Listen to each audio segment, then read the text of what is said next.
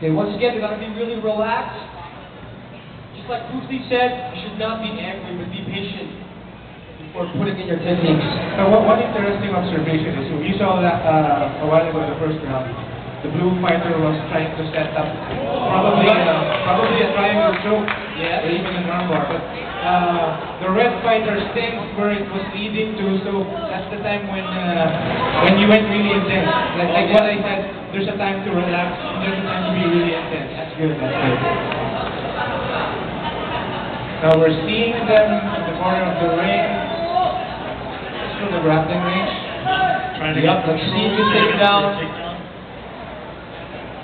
Let's see who takes down who. And right, Pat, when you get hit sometimes, it's hard to react normally like you get angry, but you should compose yourself so you can get a better hit in, right? Depends on the punching or times you do really strong.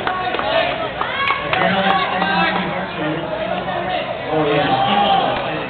Now, what I'm saying is that when you get hit, the head you're sticking out again, you gotta check it out. Time out. There was not a referee stoppage once again, folks. We gotta fix the head here. What I was saying, Carl, right? Like when you get punched, you should not be